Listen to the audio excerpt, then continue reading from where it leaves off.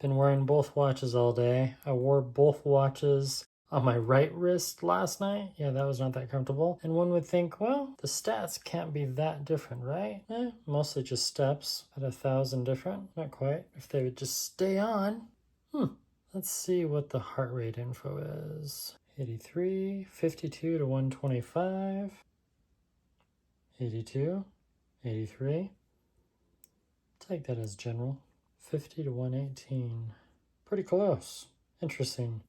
This one did not pick up a high heart rate of 125. Exercise 73 to 107. Close. Really close. That's about it. Kind of change and reorganized. Let's take a look at sleep score. Sleep score of 92 and a sleep score of 93. Then of course this new one has the energy score and a few other things. But really, has it changed that much? I mean, everyone keeps on saying how much bigger the screen is on the Ultra versus previous models, but when you can compare them side by side, and it's a lot easier to do if I just take them off my wrist. It's not that much bigger.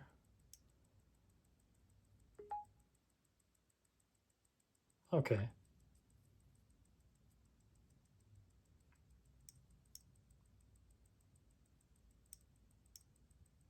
It is faster.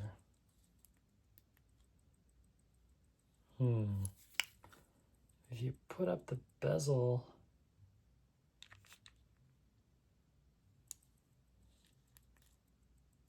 yeah, this has more screen real estate because that has that wasted space right there.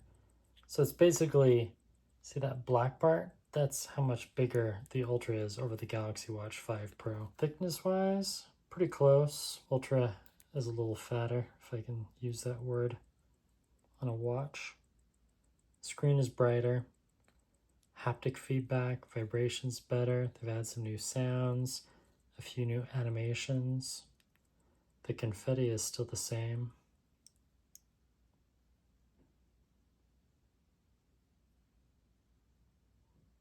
Let's see if we counted any flights of stairs today. Floors 1, floor 0. Okay. Over the last 3 years, Samsung is still not much better at counting floors. The exercise minutes are off because this one somehow malfunctioned and a couple workouts didn't get calculated, or I pressed start and then it didn't go. Yeah, the screen is definitely crisper over the last 3 years. I say 3 years, I really mean 2.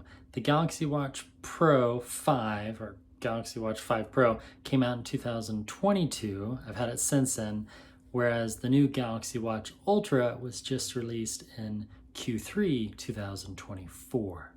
2 years. But really, do you need to upgrade? Are you willing to spend that extra money? Stay tuned. I like the design of this one. It's grown on me. The middle button, it would be even better if it scrolled. And I really miss the bezel. I can't tell you how much I miss the rotating bezel. That's why I kind of stopped wearing this one, because I didn't like this software bezel. I wanted the hardware. It's nice how you can just quickly flick, you know, that's nice. The energy score, it's somewhat useful. I find that body battery from Garmin is even more useful. The problem with the energy score is it doesn't decrease or increase during the day, and your energy can differ through the day. And there's a bug on this one that I found.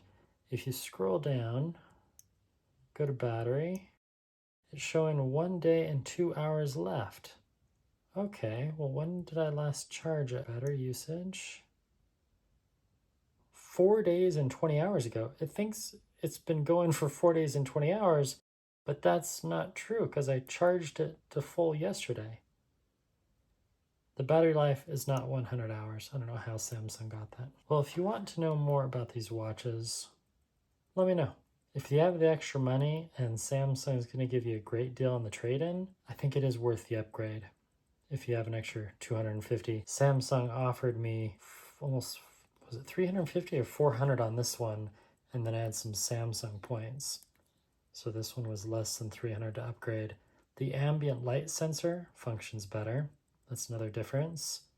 Yeah, you have the third button. You can't program it to whatever you want. That's kind of a bummer. I like the redesign of the buttons, the way they click. The brighter screen, really nice.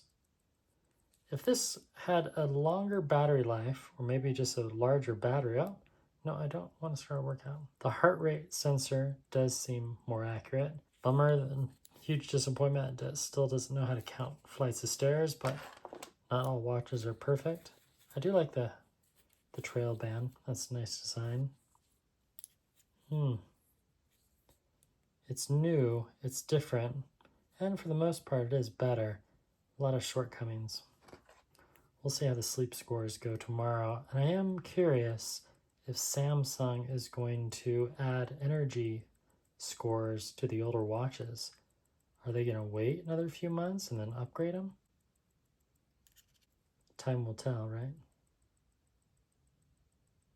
If this works, we should hear the hourly chime in just a few minutes. Yeah, this is kind of a silly watch face, right? Did I say a few minutes? A few seconds. 4 seconds. Come on. Ah! The hourly chime didn't work, but I enabled it. Notifications, ringtones, system sounds, hourly chime. Yeah, well, that was disappointing. It's somewhat of a strange feature to request and enjoy, but I really like the hourly chime. And that was the hourly chime from my Casio Stranger Things. It appears to be off by several seconds. Wow, by almost 40 seconds. I guess it doesn't keep time as well as Casio had hoped. Which one do you like better? The following day with the Galaxy Watch 5 Pro, and the battery, it's just been okay. I have 22% left, and it's still learning my patterns because I just barely paired it. I was able to finally get it paired to the OnePlus 12, but it's been very problematic. And the Together tab keeps, I don't know if they're having server issues, because I'm having the same issues with the other one. And then right there, it keeps on asking to confirm my phone number. It's been really weird. I don't know what's going on. And then all of a sudden it'll just work again. So Samsung to Samsung, that's what I can recommend. And I need to charge this again. We'll use one of my favorite chargers with the fan. There we go. Can you hear that? Whoa, 1 hour and 48 minutes? That's not